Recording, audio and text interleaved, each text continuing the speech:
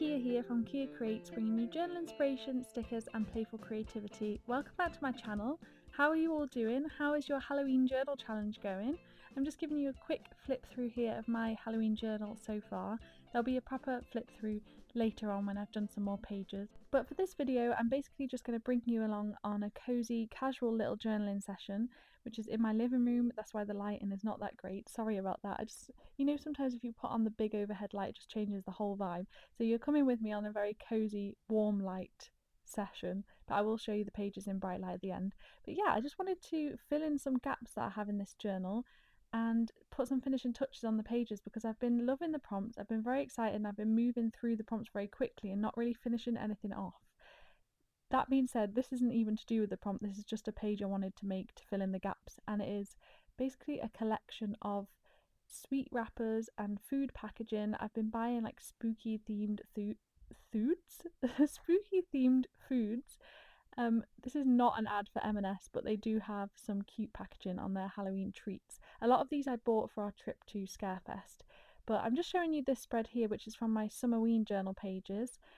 That one was kind of made out of like packaging and stickers for my presents, and I wanted to channel that vibe basically.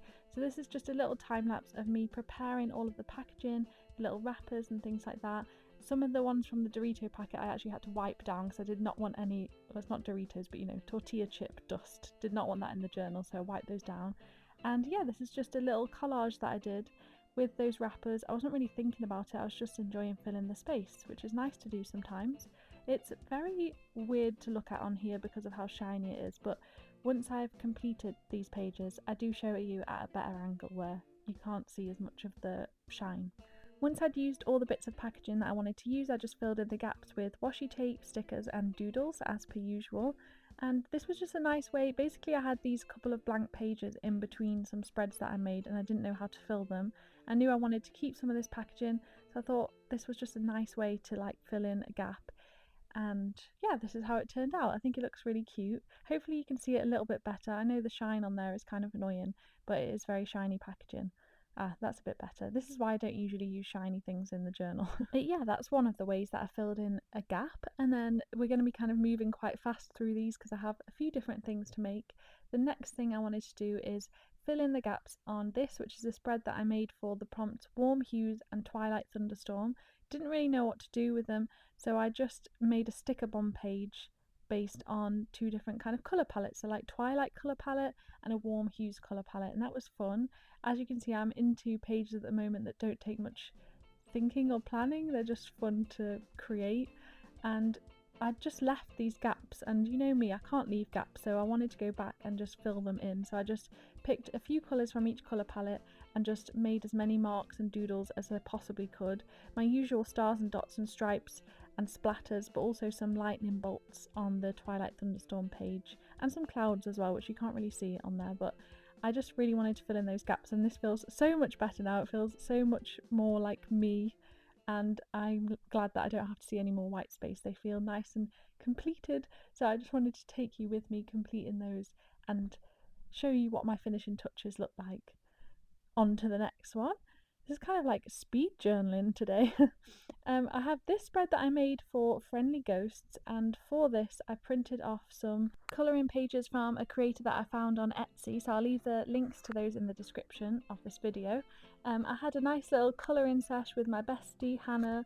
We coloured in a like little ghosty colouring page each. That's the one that you saw before, and then I also half started this one and kind of ripped it to size to put on the left hand page, and I never got round to finishing colouring it in, so that's what I was doing here. My heart wasn't completely in the colouring, to be honest. I did kind of just do it really fast, but sometimes you can, can't you? It doesn't really matter. It's not like we're being marked on our colouring. And it didn't stand out as much as this one on the left hand page, and I realised that's because I coloured the whole sheet in and then I outlined everything again with black pen because I'm insane. So even though I didn't really fancy it, I did it on this one, and I just basically did the quickest outline ever, and it's like really messy, but for some reason it just finishes off the page really nicely for me. And you know, I always say to make your journal work for you and not the other way around, so I don't know why I'm adhering to these rules and doing things that I don't even want to do, but it gave me a satisfaction when it was done, so to me it was worth it. So that's my very messily outlined colouring page, and I did just go and do some little outlines around their eyes as well because I feel like it helps them stand out.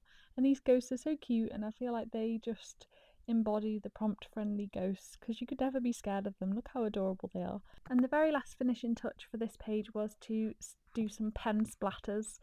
I seem to be really into pages at the moment that don't take a lot of writing. I'm realising, like, this page is literally just me colouring in and splattering stuff. The other page that I just did was just stickers, one was just collage of packaging. Seems like I just don't want to write that much this time around, which is really interesting because I feel like the last couple of Octobers I've written so much for the Halloween Journal Challenge and my pages were very much focused on lots of little scrawly writing filling the space. So it's fun to see how our journaling style evolves, isn't it? Now let's have a look at what we're going to add on to these apple themed spreads. This first one is just a spread based on a fondue recipe I found in a magazine that I really wanted to try, and I'd made a clear pocket on the page the right size for my little mini photo printer, and I just told myself that when I try out this fondue I'm going to put my own picture in there of like my attempt. So that's what this is. I just printed off the photo of our fondue evening. I made the fondue in a little pumpkin pot because I thought that'd be so cute, and I'm very proud of it. And we snaffled this down. It was like I had to quickly take the picture before we ate it all so fast, and it was really good. We very much enjoyed it. So I'm glad I got the picture to have some evidence that it actually existed. And there's something satisfying about making the pocket when I made the spread, telling myself I'm going to try this and put a photo there when I do, and I actually did it because sometimes I don't do what I say I'm going to do. So adding this particular finishing touch to this spread is a success story in my mind. Here we go, here's my apple fondue spread with my photo of my fondue night in the little pocket. Very proud. And the last spread that we're going to finish off together for today's video is this. It's my spread for the prompts Apple Orchard and Poison Apple. It's probably my favourite of the challenge so far because I just love this little apple booklet that I made where you've got like the full apple, the apple slice and the poison apple. I think it's so cute, and I think because I'm so happy with it and I just love this spread so much, it kind of paralysed me as to how to finish it off. But I had to do something because there was just too much space for my liking. So I just thought, let's keep it simple, add a few doodles, but not completely fill it. It probably would look completely filled to other people, but to me this is just a light spattering of doodles, and I feel like this just finishes it off nicely. I didn't want to change too much or add any writing or do anything that could kind of throw off the nice balance of the pages because I'm just so happy with it. There's something about this that really scratches my brain in the right way. I really love this spread. So there we go, those are all the kind of gap fillers and finishing touches that I wanted to go through with you today. Hopefully you don't mind this kind of different style of video. This probably was about an hour and a half's worth of journaling, but I've just obviously sped it up into these little bits for you. I just thought it'd be fun to share, and I thought it'd be good to actually go back and finish off these pages before I start something new. Speaking of starting something new, I'll tell you my plans for the next couple of prompts. So for Restless Spirits, I found this in the National Trust magazine, which is about Great Britain's ghosts, and this particular spirit I think looks very restless and haunting, so I definitely want to include that, as well as this lantern. I just think they're really nice illustrations. And then I also found this in a newspaper, and it looks very creepy, and I feel like it's the nice kind of dark counterpart to my Friendly Ghost spread. I'm not sure if I'll be making anything for the prompt Dark Forest, but for Pumpkin Patch I already have some photos ready from our trip to the Pumpkin Patch, so that will be fun to turn that into a nice pumpkin-alicious spread. Then for the prompt Harvest Moon, which really should be Hunter's Moon, but let's not talk about it, I have these photos from a full moon swim that I did, and I thought that would be a really fun thing to make a spread about. Those are my plans for the next few spreads. Here are the ones we've just made in daylight, which looks so much better, so if I can manage it I will try to film the next video in better light. But I don't know, the urge to journal just kind of strikes when it's evening and I don't want to turn on the big light. What can I say? So hopefully you don't mind this style of video.